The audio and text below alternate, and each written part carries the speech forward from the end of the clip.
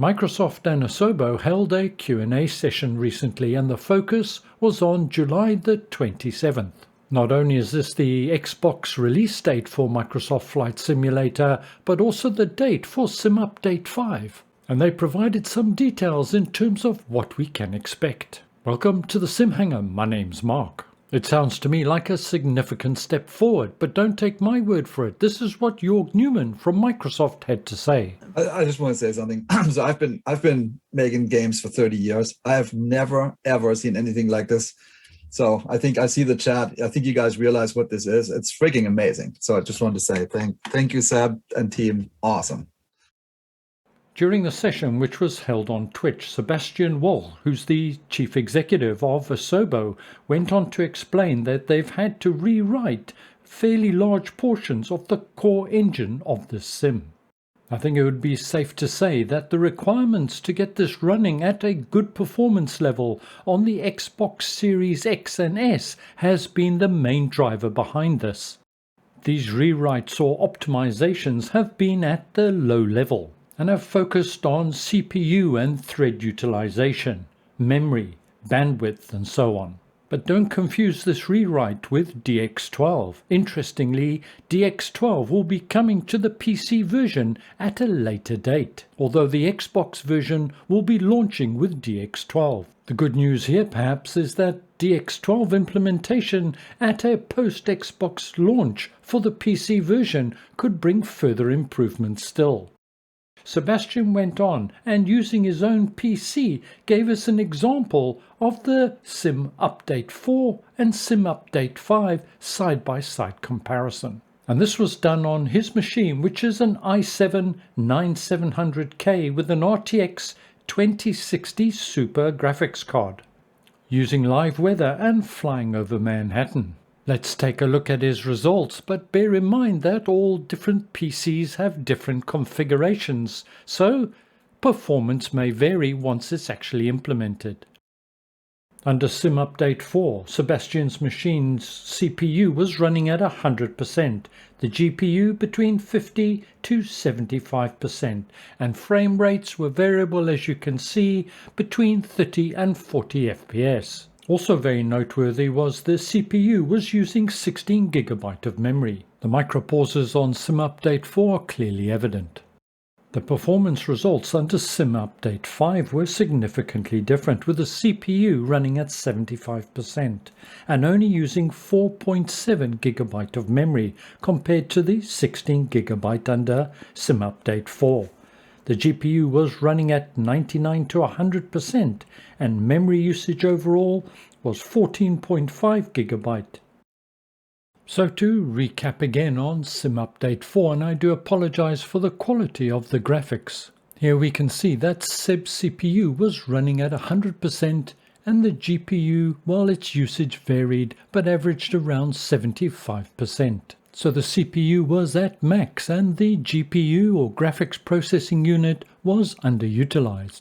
CPU memories running at nearly 27 gig here in this snapshot. And from the performance analyzer on the right hand side, we can see that CPU memory was around 16 gigabyte. And whilst I haven't measured it exactly, I think I could guess at an average frame rate of about 35 FPS whilst flying over Manhattan.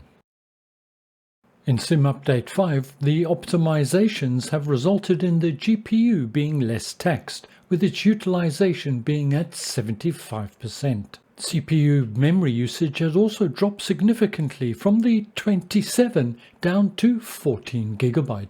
The GPU, on the other hand, was being fully utilized, running at 99%.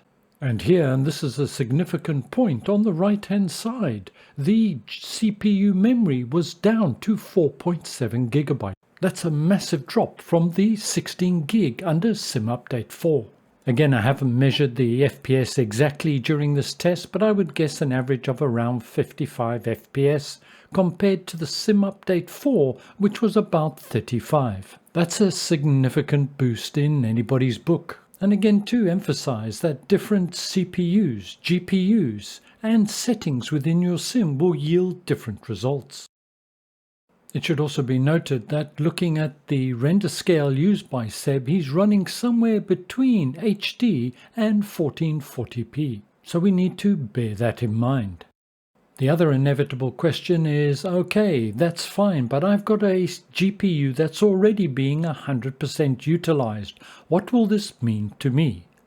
Well, it's hard to say until such time as we can actually get our hands on this. But the results shown here are not just a result of offloading CPU memory to GPU memory. There is core and thread utilization bringing in the bulk of the performance. And I'm assuming that the CPU will offload to the GPU as and when there's spare capacity to do so. And I think that these facts are evident in the test shown simply by the marked difference in the amount of memory utilization overall.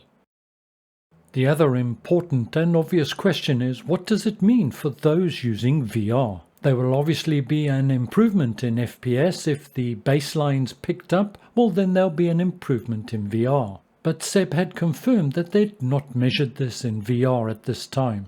Jörg Newman did say with the Xbox release this had consumed a lot of time and resources up to this point, but they remained dedicated to VR and they were now putting a dedicated team to work on it and hope to have some significant improvements by year end. And we're all aware that VR is optimized for certain headsets, so this once again will have quite an impact on final results at the end of the day. Microsoft Flight Simulator have obviously been a big success for Microsoft. In a recent Windows 11 promo, Microsoft Flight Simulator featured in the ad. So I think we can expect more resources in the future. So after seeing all this, what do we think will be a realistic expectation? Are we all going to see a 20 to 30 frames per second improvement? Well, I can't say because I haven't tried it, but let's be honest, I doubt it. But the reality is likely to be that the lower to mid-range systems will get more of a boost than the higher-end systems. And at the end of the day, if this translates to just 10 FPS, for many of us that will still translate into a 20 or 30% performance improvement. And that, well, it's epic. And I really do believe this is something to get excited about. I'll leave a link to the full 1-hour Twitch session in the notes below the video, where they cover quite a wide range of other topics, including other improvements anticipated to be coming to the sim in the near future. I'm excited by this development. Are you? Let me know in the comments below. Thank you very much for joining me. I hope you found this useful and informative. See you all again soon. Stay well and bye for now.